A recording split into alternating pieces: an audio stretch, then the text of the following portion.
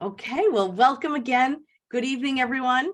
My name is Julie Shields Rutina, and I am the Director of College Planning, Education, and Training at MEFA. And I'll introduce our presenter in one moment, but first I'll just say welcome to this webinar this evening on Attainable, the Able Savings Plan. So if we just go to the next slide, I will go through a couple of logistics and tell you a little about MEFA. And then I will introduce Adam and we can begin. So the logistics are just that you have control of your audio. So feel free to turn it up, turn it down as need be. If you have a question this evening, and we hope you do, we hope you have lots of questions and happy to answer them, type your question into the Q&A section at the bottom of your screen. And at the end of the presentation, we'll ask all of your questions and Adam will answer those. But feel free to type it in earlier so that you don't forget it whenever it's convenient for you. If you would like closed captioning, click on the CC button for live transcript and you'll be able to see the words we're speaking on your screen. And if you need to leave the webinar, feel free to do so. And next Monday, we will be following up with a link to the recording and a link to the slides. So you'll have those. And I guess we can go to the next slide and I'll tell you just a little bit about MEFA. MEFA is a quasi-state authority here in Massachusetts, and we've been around for 40 years. And we started out really as an organization to help families plan, save, and pay for college. But our offerings and our programs continue to expand. And the most recent program is this Attainable program, which still fits in line with our mission of helping individuals and families save for their future. So we'll go from there. I will now just introduce our presenter this evening is Adam Hartwell. And Adam is the Community Outreach Manager for the MEFA Savings Programs, and especially focusing on Attainable and Able. And Adam, I'm gonna let you tell folks a little more about yourself, but you take it away. Here we go. Good evening, everybody. Thank you so very much for joining us tonight. I know that, it can be hard in the evening and we appreciate it. A little bit about me. I've spent the last 20 years working in developmental services. My entire career has been focused on this same population. I've worked in the school system, I've run rehabilitation programs, I've run residential programs, I've worked residential, I've been respite, and I did 12 years in vocational as well. So, this is a topic that I'm deeply passionate about because this is a population that I'm intimately familiar with. I also spent my Saturday job for 14 years was working with autistic kids in the Boston area. So this is something that I think has just so much merit based on personal experience and the experience of the families that I've worked with over the course of those many years. As such, I'm extremely excited to introduce this program to you. If you're not familiar with it, I'm extremely glad that you're here. And if you have questions, as Julie said, please put them in the Q&A. We will dig into all of them at the end of the session. And if there's something that I don't know, I will make sure that we find a way to get you those answers as fast as possible. So without further ado, we're going to sort of go through this slideshow program that we think covers almost all the basics. I'll probably go off a little bit as we go along. And then at the end, we'll get into all your questions. So the Attainable Savings Plan was launched in 2017. In case anyone is confused, Attainable is ABLE accounts in Massachusetts. When this was introduced in 2014, the legislation was signed.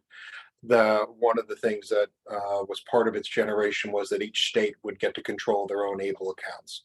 In Massachusetts, the Attainable Savings Plan is ABLE. MEFA is the state sponsor, and Fidelity Investments is the program manager. So MEFA began its partnership with Fidelity in 1999 when it selected Fidelity to serve as the program manager of the U.Fund 529 College Investing Plan, which means so MEFA and Fidelity have a long history. We know that they have a really strong basis in strong fiduciary advising, and also, a ability to have a highly reputable understanding of controlling the investment portfolios.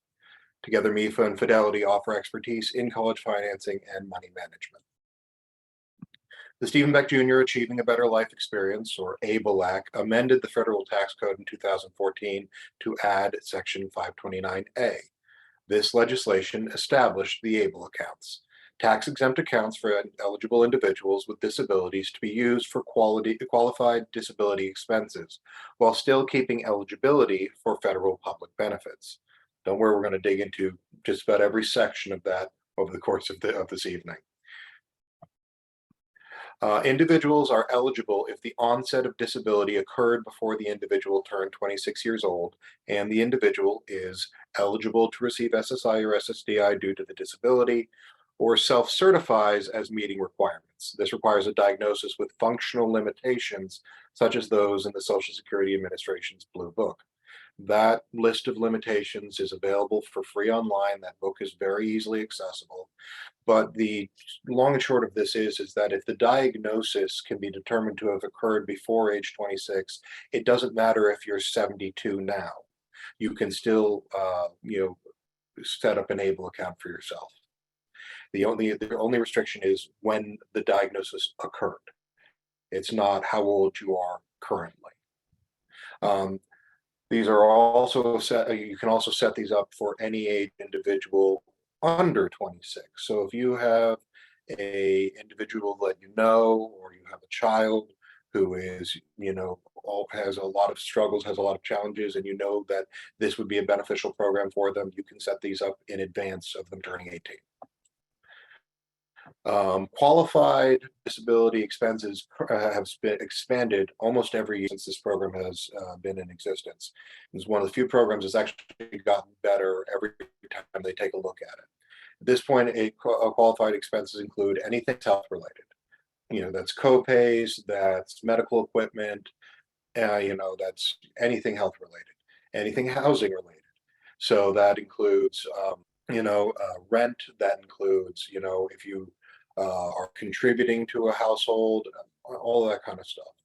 Any education, including certification programs, if you're trying to enhance your quality of life or your abilities in the workforce. I'd like to go get a culinary certificate. You can use your ABLE account for that. I want to go get a mechanics certificate. You can use your ABLE account for that. Transportation, that's, anything, on my end of the universe, that's like the PVTA or the FRTA. Over in Eastern Mass, it's, the ride. It could also be, fixing your transportation. If your family has a wheelchair van, the motor on your wheelchair ramp wants, yearly maintenance because replacing it is a lot more expensive. Yearly maintenance on that is $1,000 to $2,000, I know, frequently. Replacing it is $10,000, so again, this is another thing that ABLE accounts go to. Assistive technology and assistive technology supports. So this is not just a talk box or something. It's also if you wanted to get yourself an iPad that, once again, you can show to your caseworkers or whatever, that this is going to be used largely as a communication device. And you're going to purchase Proloquo to Go or a similar program in order to be able to do, assistive communication. Any kind of AAC program would be, something that you could buy with your ABLE account. Employment training, same thing. Anything that's training oriented, you can pay for with your ABLE account. Personal support services. I need a driver. I need a one-to-one. All those things are coverable under your ABLE account. And basic living needs. So you can pay your bills with your ABLE account. So you can put money into your ABLE account, turn around and spend it on your regular daily expenses, and that money will not count against your SSI. Benefits of an attainable account are that they allow the account owner or beneficiary the ability to save over $2,000 without affecting federal benefits. Anyone can contribute to an attainable account, including family and friends. So if, for Christmas, or Hanukkah, or, for birthdays or what have you, somebody wants to contribute to your ABLE account, that's fine. It doesn't have to be out of your personal monies. You have immediate access to the funds, unlike with a special needs trust where you're going to have to perhaps go through a lawyer I'm not saying that these are better. I'm saying that they're very, very different. One of the great things about an attainable account is that you can take the money out as soon as you put it in. And it provides individuals with disabilities with financial independence, and there are tax benefits as it is a tax advantaged investment account. It should be noted, and we'll go into this also further in here, that this is an investment account. It is not a savings account. So it actually does make a return, and we'll dig into that shortly. So the total annual contribution has gone up again. So it currently cannot exceed $16,000 per year. If you are an employed individual, that person can actually add an additional 12,880 more each year due to the Able to Work Act. So in that circumstance, the person can put $28,880 into their Able account each year. The maximum account balance cannot exceed $500,000, and SSI is not suspended until the account exceeds $100,000. Now, for digging deep into SSI stuff, I'd always recommend that if you have a lot of concerns about that, you should talk with a benefits counselor, CWIC. We have some wonderful ones. There's a great nonprofit called Work Without Limits that can do a lot of stuff about your actual personal individual things on that. But on a general note, SSI is not suspended unless you have $100,000 in the account. And remember, and there's also a thing called EXR now, which is expedited reinstatement. So if you start making too much money, you decide to let your SSI go down to zero because it never disappears, it just gets suspended. And then you lose your job. You can use EXR to get that SSI put back in place much faster than you used to be able to do so. And there's no annual account fee. So as I said, this is a investment account. So attainable portfolios that are more conservative and tend to have lower risks are at the top of this chart, and more aggressive portfolios that have greater risk but the potential for higher returns are towards the bottom of the chart. You can see the units of the portfolios are municipal fund securities and are subject to market fluctuation, volatility. Gain or loss may occur when units are sold. Once again, you want to perhaps go into Fidelity's website for real strong details on exactly this. Essentially, how this works is that there are these options on this chart for when you set up your attainable account, and you're allowed to change those options twice a year. Can't change them more than that, but you are allowed to say, I feel like this was a little aggressive. I want to pull back, or I feel like I was a little too safe. I'd like to make it slightly more aggressive. You can do that twice a year. The monies that are earned by the investments towards your investment account are not taxed. So there's no annual account maintenance fee. There's investment fees that are vary based on your investment portfolio, and the fees range from 0.57% of assets to 0.94% of assets. We're digging into the investment stuff a lot right now in this portion here. So participants have the option to invest the savings from the attainable account to try to grow their money. Regular investments do add up over time, and participants can choose from professionally managed portfolios that match their savings goals and risk tolerance. So as we stated in that last slide, you can choose something that's very aggressive, or you can choose something that's extremely slow in its gain, but very, very safe. You can see on this chart that $100 a month could be worth, $46,000 in 20 years. And you can see that, once again, $100 a month would be $1,200 a year. So in 20 years without that, it would be a little less, a little more than half that. So there is the opportunity for investment income to have a strong return for the individuals that are utilizing these accounts. And that can be used for all the expenses that we mentioned at the top of this presentation. So if you set this up early in someone's life, they have the opportunity to perhaps use that money to do extended time in training, or for employment goals, or to help purchase a wheelchair van, or to get a ramp for their home, or a mobility aid, or to make sure that they have a good fund source for one-to-one community, just, exploration and enjoyment of life. If you decide you want to set up an Able account, it's a very simple process. You're going to go to fidelity.com/able. You're gonna be able to read through all the documents, make sure that everything is clear to you. I, always say, don't just listen to one opinion on these things. Find people that you trust and go over things with them as well. And you also want to decide how you want to allocate your funds among those portfolio options and pick sort of where you're at. One of the great things about our relationship with Fidelity is Fidelity has a really strong group of fiduciaries. So fiduciaries are people who are legally required to be looking out for the investor's best interest. And so you can, ask to meet with one of those and talk about what you think your best options are for these accounts. In 2022 tax benefits, the Able Financial Planning Act provided that the beneficiary is the same individual on both accounts, or one beneficiary is a family member of the other. It is allowable to transfer funds from a 529 college savings plan into an Able account without incurring any tax or penalty. So if someone has decided, college really isn't for me, maybe they even went a couple years in and just decided it wasn't their thing, you can roll those funds over into an Able account and redirect them in another way.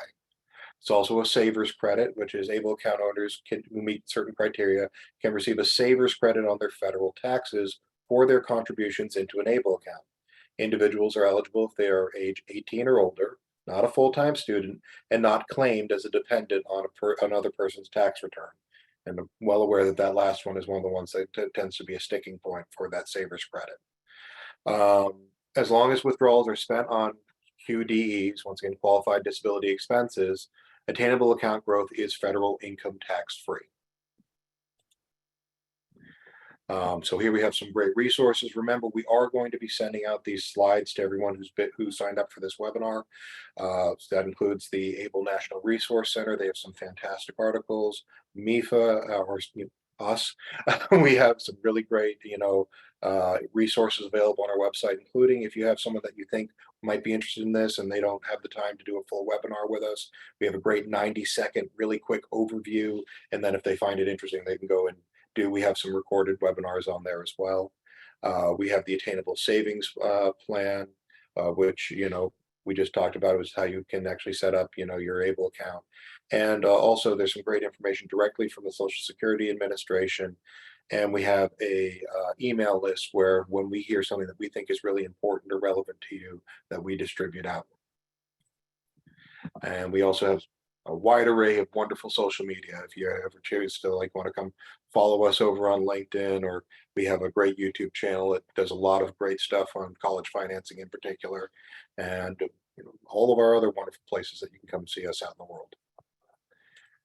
So with that being said, I'm going to switch it over to questions. So I'm going to stop my share so I can look you guys in the eye a little more. That's great. And we have some, Adam, we have some questions. See. So, I'll ask, I answered a couple behind the scenes, but I think that generally a lot of people might like to know these answers. And so we'll kind of go right through Why them. don't you just tell me the questions then, Julie, since and then I don't double dip by accident. No, that's great. So someone asked if it's best to have to be a power of attorney when opening an account for the individual. That's a question that's really individual to the family and the household, and I don't like to be. I'm not, a fiduciary. I don't want to pretend that I am one. For some, it's a great choice. For some, you just want to be a rep payee. There's a lot of questions about guardianship that can go into play here. I think it is a way that you can go about it, but I really cannot say whether or not there's a best there. That's great. And then someone asked, and we know the answer to this, if an individual is competent, can they set up an Able account themselves through Fidelity? Absolutely. 100%. There's no restrictions on that at all. And one thing I will mention that we didn't have a chance to mention in the slides there is, as an investment account, one of the things that we found a lot of people get stuck on is accessing those funds after they've put them into their Able account. And after doing some significant consultation with Fidelity. What we think is currently the thing that I like to recommend is setting up a cash management account with Fidelity at the same time as you set up your ABLE account, because then you can transfer funds from your ABLE account directly into your cash management account, which gives you the ability, you can write checks directly to your cash management account. You get a debit card. That debit card has got a Visa logo on it, so it's good anywhere that Visa works. It can also be operated at any ATM with no fees, regardless of what bank holds them. It's a really versatile and clean way of being able to get access to your ABLE account. And that's great, Adam. There had been another question asking if there's a credit card for expenses. So that's it, that debit card. It's not a credit card, it's a debit card. It is taking money that you already have. I want to be clear about that difference. That's great. And then this is actually a new one. I haven't heard it. Maybe you have, but if you have no financial need, but you have a disability, can you still qualify for this account? Yes. Yeah. It's one of those things where it's an investment account, so it actually does grow money, right? So this might be a way for you to build your wealth, even if you don't have a lot of need at the moment. So you can think of it as sort of like a different version of a Roth or something like that, where you're saying, this is just, instead of a savings account, which tends to, have an aggregate of like 0.5% per year, right? These accounts are professionally managed. Fidelity does a wonderful job. And even the most conservative one is probably going to beat out a savings account as far as annual return. And then a couple of questions about qualified expenses. So I'll start with, someone wants to know if you can buy a car for a disabled child. Is that a qualified expense? That is a question that has been floated back and forth a couple times. At this point, I am generally going with yes. You can't buy multiple cars. But the thing of it is that under SSI guidelines for just general SSI, you're allowed to purchase a vehicle and maintain a vehicle and have that asset not count against your SSI. And so because of that, I believe that the answer would be yes. Would that come up?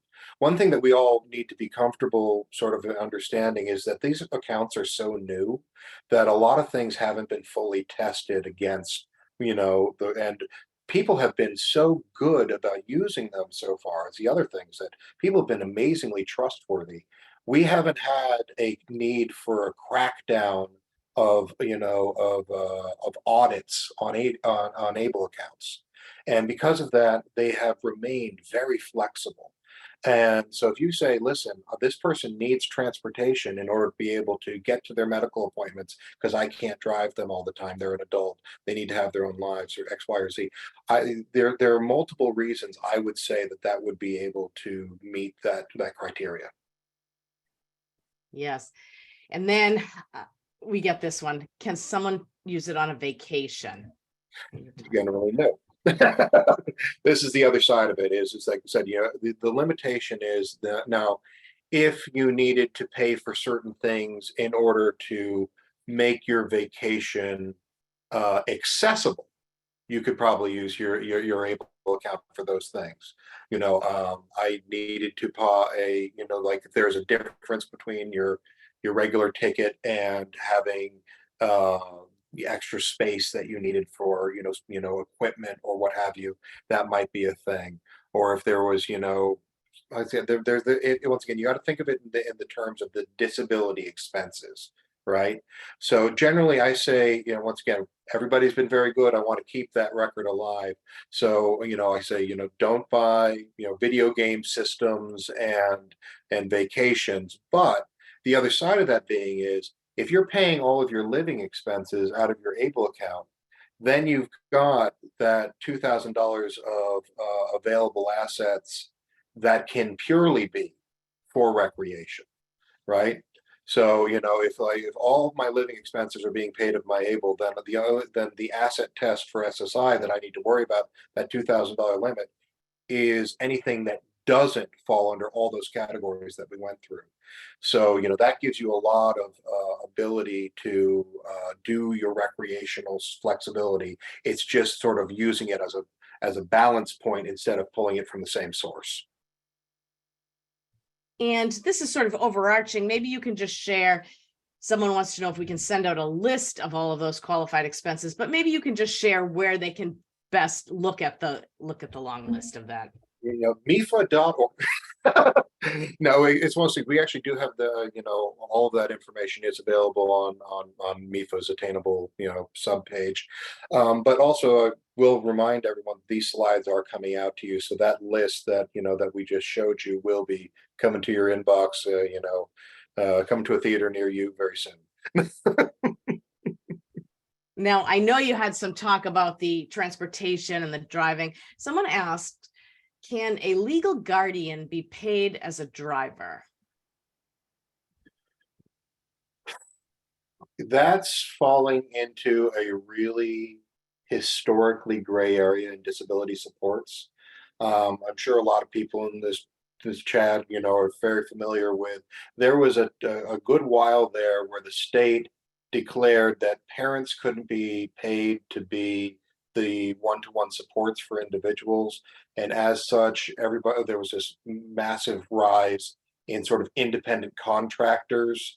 You also could, like, parents couldn't pay directly and then pull out of grant funds to pay people to be their one-to-one supports. It had to go through somebody because there was once again, there was a problem at one point, and that created a level of oversight.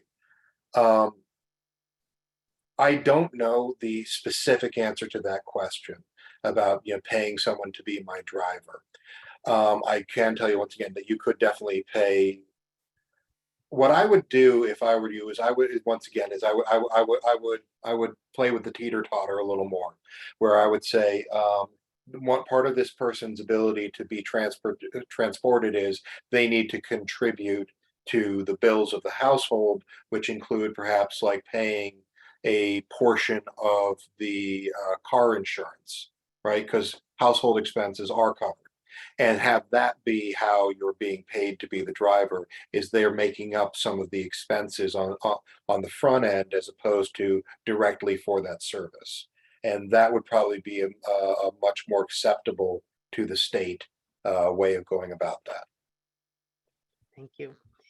And someone asked, I'm about to go to college. Will this provide some funding for college? Yes, this is one, once again, that was actually one of the big intents of ABLE when it was created. It's one of the things, the reasons that MEFA is the sponsor, is that we love college financing, and the reason that it can roll back from a 529 is, in a lot of ways, ABLE is based on a 529 plan. So is anything college expense related is something you can pay for out of your ABLE account. You can pay for your textbooks, you can pay for your housing, you can pay for your tuition. Anything college related pretty much can come out of your ABLE account, except for what you may or may not want to do with your friends on the weekend. So now we do have, I'll try to group these. We have a few questions about the cash management account. So Yep. Someone would like you to just go through that again, what that cash management account is. And then someone asked, is it correct that in order to get a debit card, a separate Fidelity account must be opened that has the card associated with it, and then the funds from ABLE must be transferred over? So I think those two sort of fit together. As that, what that second person said is correct. You can get your funds out of your investment account. You can transfer it to any bank. You can transfer it to to anywhere you want that money to go. The nice thing about having everything under one roof is it's faster, it's cleaner, and and it's immediate. So yeah, you can put your money in and you can have your money come out, but there's that window of communication between two different banks and two different institutions, and how long they take to do things.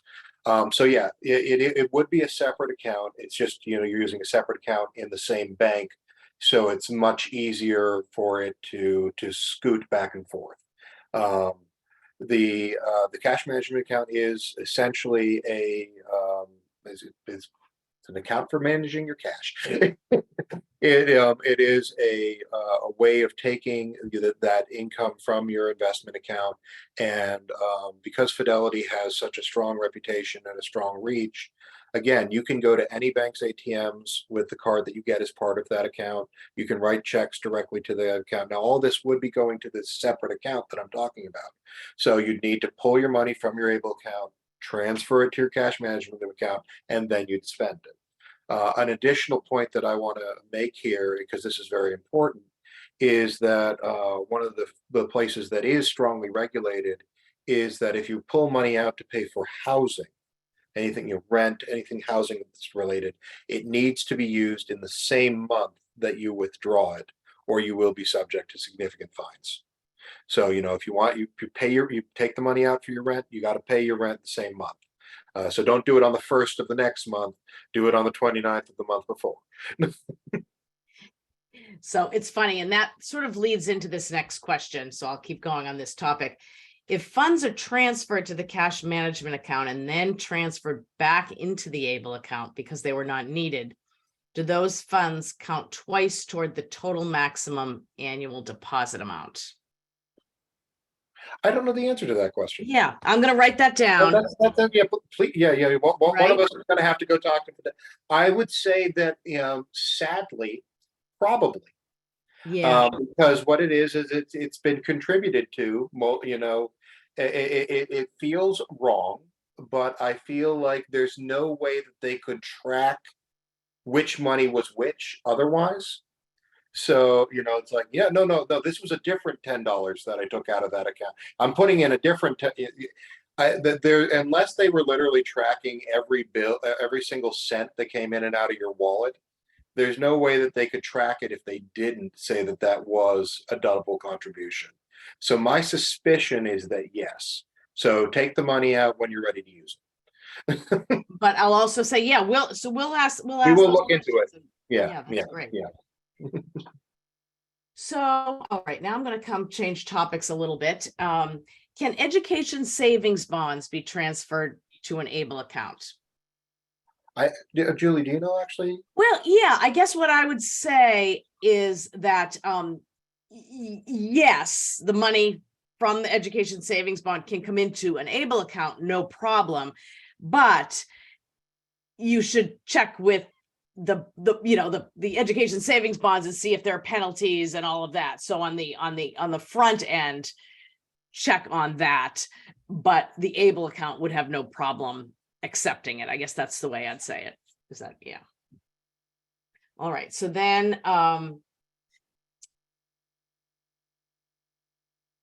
who can set up an ABLE account? Does it have to be a parent or guardian? Parent, guardian, individual, rep payee, person with signature authority is the big set of words that is utilized in this instance. It's got to be someone who has the right to be involved with a person's finances. Joe Schmo off the street can't show up and say, yeah, I'm going to make an account for this guy that's an ABLE account. It's either got to, for a while there, only the individual themselves could hold the account. It has expanded to, once again, have a person of signature authority, a guardian, rep payee, power of attorney, something like that. But it needs to be someone who has control of the finances in some way, shape, or form already, or the individual themselves. Now I'll ask you this one, Adam, and I know you and I talked a little bit about this, so I'm not sure if we have a full answer on this, or you may, but we'll ask it. And if we don't have it, we can go back. Can corporate guardians set up an ABLE account? And if so, what happens if they retire? Corporate guardians, I'm trying to sort of like parse this in my brain a little bit here. If you're talking about you have an attorney that is a rep payee, then yes, because whoever takes over as rep payee would then become the person who controls the account. If you're talking, and I think that's what you're referring to as a corporate guardian, is so, because I know that if you are in an agency where you have a significant number of individuals where the agency themselves is the rep payee for those individuals, for instance, then yes, they can set up the accounts. But once again, if the person, there's usually not a person retiring without those accounts being handed off. Yeah, I would say that that somebody, once again, who's got the financial control can set up an account. I would posit, but and should they retire, then whoever replaces them would also take over that authority. That's great. Thank you. Is Fidelity the only investment company that can set up ABLE accounts? In Massachusetts and a couple other states. How these accounts were set up across the country is that every state chose their partners who got to have sort of control of these accounts. Yeah, so Fidelity is, for instance, the person who runs ABLE for both Massachusetts and Connecticut and a couple other places. So if you decided you wanted to set up an ABLE account in Florida, it would be a very different company. If you want to set it up in Hawaii, it would be a very different company. Each state, as part of this, also has different caps in how much. Several states have a $200,000 cap, unlike the $500,000 cap that we have here in Massachusetts, for instance. Because there's slightly different regulations and such. Massachusetts, in general, has been a very generous state as far as how they've been administering these accounts. But yes, in Massachusetts, if you'd like your account to be a Massachusetts account, it's going to be with Fidelity. Thank you. Someone wrote, does Mass Health go after your ABLE account for reimbursement? Now, maybe I'm assuming that's upon death. Yes, this is a common question about post-death, and there is they will go after for there's a question that was floated out to me, and I didn't dig in and get I'm pretty sure the answer to this is no, that they go after every cent you've ever spent on Medicaid in your life, which I do not think is true. I do think if you have an outstanding hospital bill, that it might go towards that. One of the other things that's new, this is relatively new for ABLE accounts, is you are allowed to now assign a beneficiary for after your death for your ABLE account funds. So the money doesn't disappear after the death of the individual who holds the account. That's great. Does your representative payee have any say in one's ABLE account if they didn't open the ABLE account? It's one of those things where this is going to get into that weird gray area again, and I'm going to be very careful because how a rep payee is set up is going to actually answer a lot of that. If the rep payee doesn't know about the account, then they're probably not going to be doing much with it. But as a rep payee under, the law, generally they would probably be able to work with it. If they're not someone who helped set it up and they haven't been conveyed that authority when they were given their rep payee status, then they probably will not have access to it. So this is something that's going to be sort of a conversation between the people involved in an individual's life when they set up their ABLE account. And yeah, there is a possibility that you could set it up so that this is an account that is separate from the accounts that is under that person's control, depending on how that rep payee system was set up. And so there is no hard and fast answer to that as far as I'm aware. It's really about what you signed into and what you didn't, and what the family signed into, and etc. Thank you. Are there maximum deposit amounts at one time? The only maximum deposit amount, as far as I'm aware, is the annual contribution limit. So again, that would be that $16,000 per year, or with an additional $12,880 if the individual is working.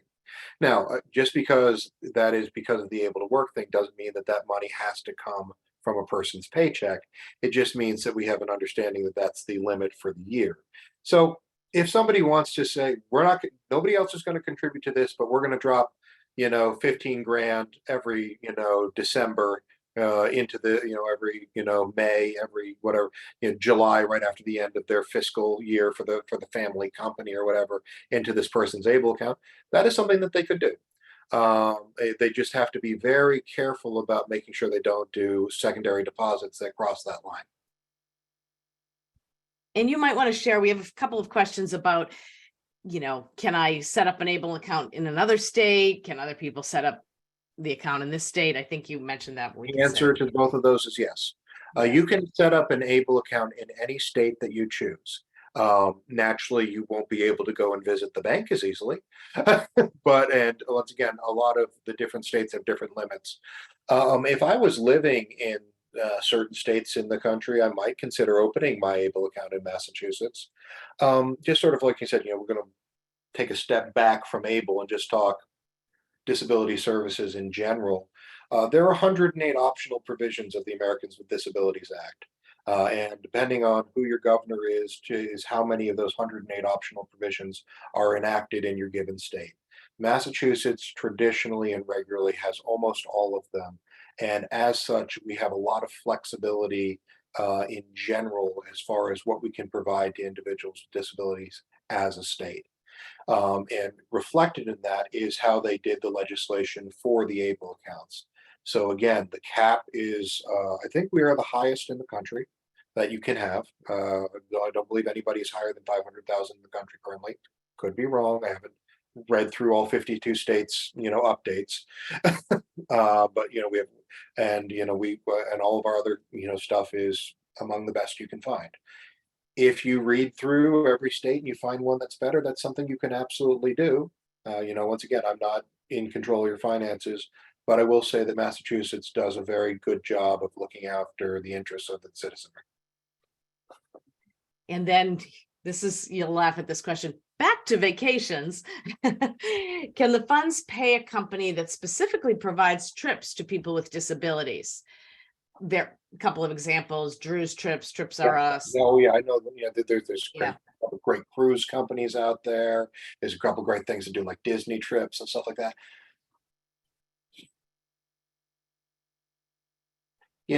Maybe I'm gonna actually. It's a question I haven't dug into, and now I will.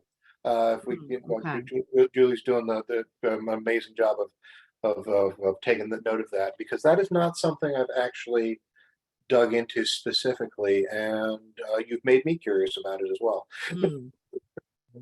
So I will look into that. And we'll get you an answer. I know these are such great questions everyone's asking, right? It's wonderful. And it also makes me think about, like what about if you get to nationals for Special Olympics and other things that are related to the same kind of idea. So yeah, no, absolutely something I now want to do some research into. So someone asked, can the cash management account be used as the auto deposit account for SSI benefits and then transferred into the ABLE account? And my quick thought, Adam, is it's the opposite. You'd put it into ABLE, right? Right? Is that true? But you go ahead. I mean, what they're I think I think you're absolutely on the right track there, Julie. Is that what you'd want to do is have the auto deposit account be your ABLE account.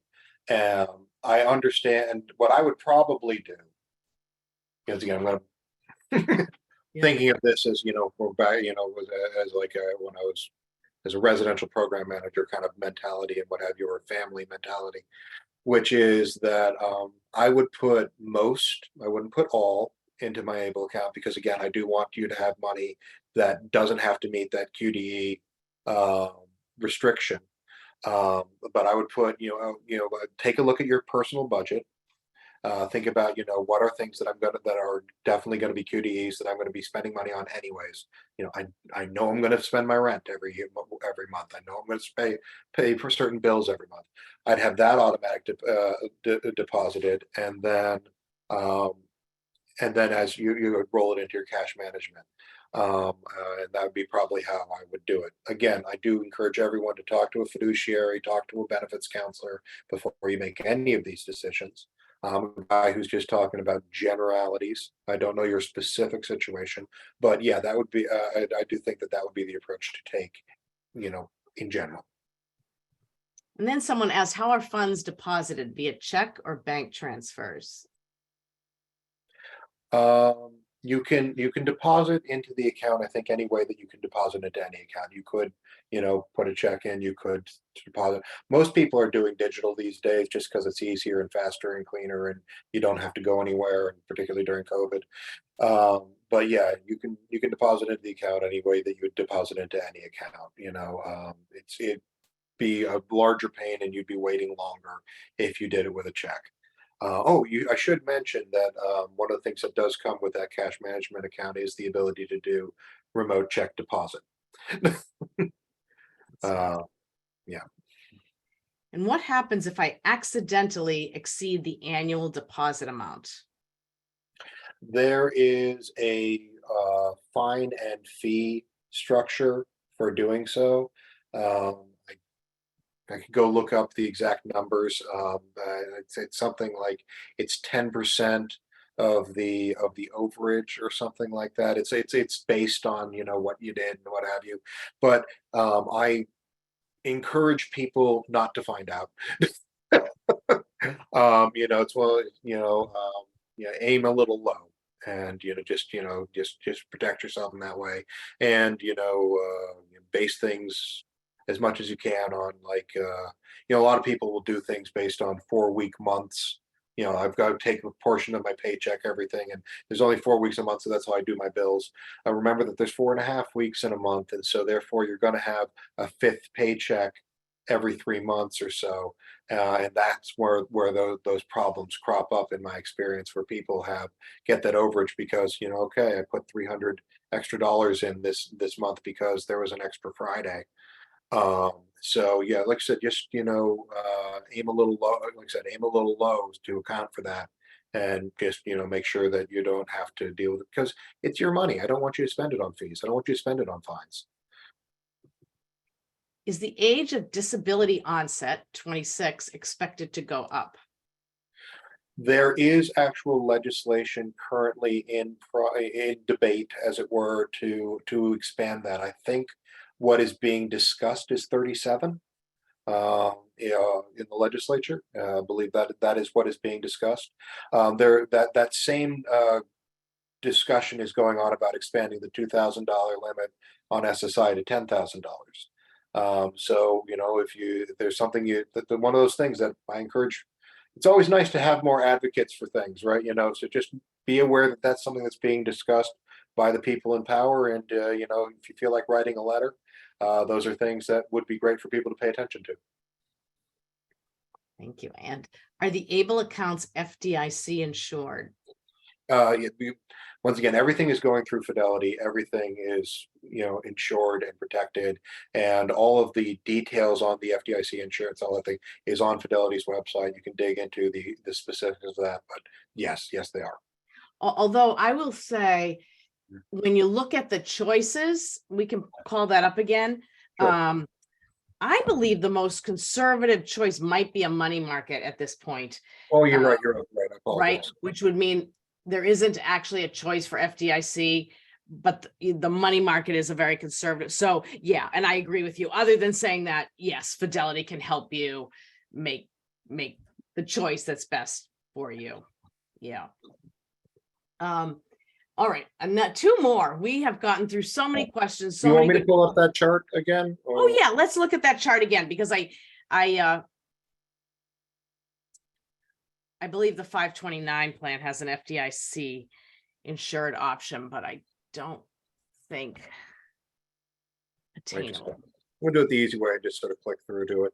Yeah, that's there great. We go. Yes, the very, very lowest one is a pure money market portfolio. Great. Yeah. 100 extra points to Julie. No, that's good. I just, because we do have it on the 529 side. I know. So you're 100% correct. That's great. Yeah. Thank you for sharing that. No, thank you for catching my miss. So two more. Let's see. If a family member contributes money to the ABLE account, is the contributed amount tax deductible?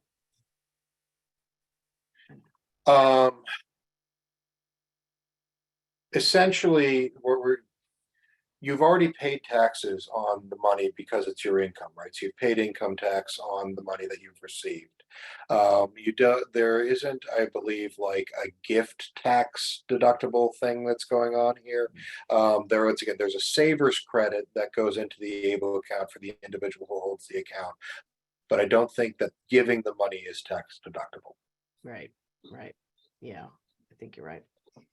And then if an agency is representative payee, can they set up an ABLE account on behalf of the individual supported?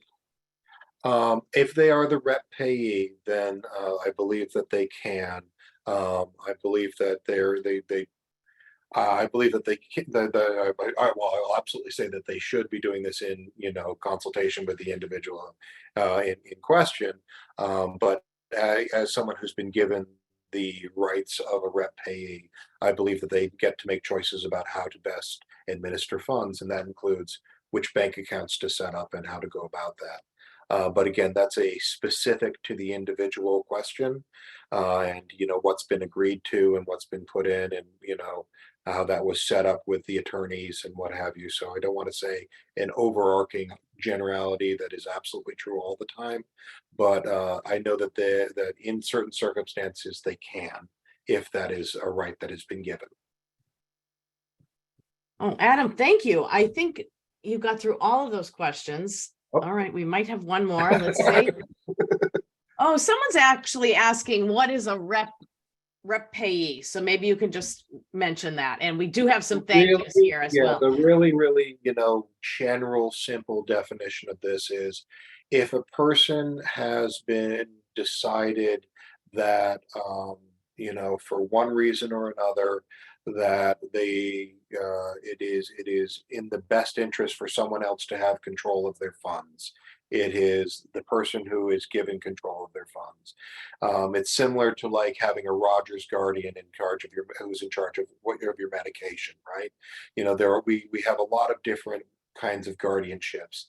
A rep payee is specific to bank accounts. Essentially, it's the person whose job it is to make sure that your rent is getting paid, that your bills are getting paid, that you're not ending up destitute because of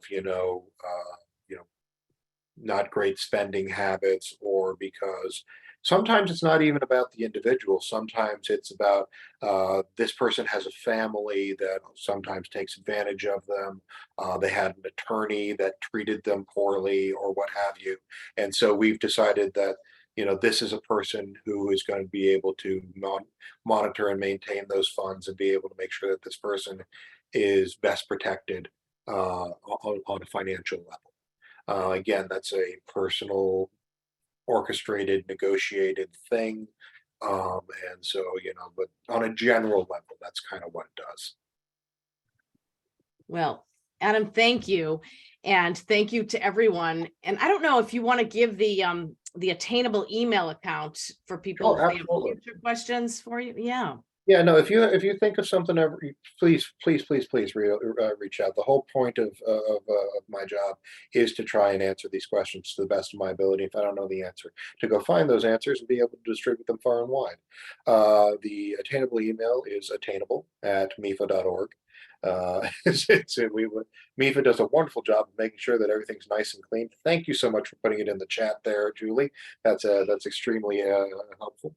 And if you think of something later on, or next week or next month, or fingers crossed 10 years from now, put it into that email and I'll answer it. It just looks like there's one last question that popped up down there. I think it's just someone telling you thank you for great information and a great presentation. So my true and honest pleasure. I'm happy to be here. And I thank everyone again for making the time, and I hope that you all have a spectacular evening, and I look forward to hearing about all the ABLE accounts that you guys are going to establish, and hopefully we can do some good work together. All right, I am just typing that email in again, and that's great. Thank you all so much. Thank you, everyone. Have a wonderful evening. Bye. You too. Take care.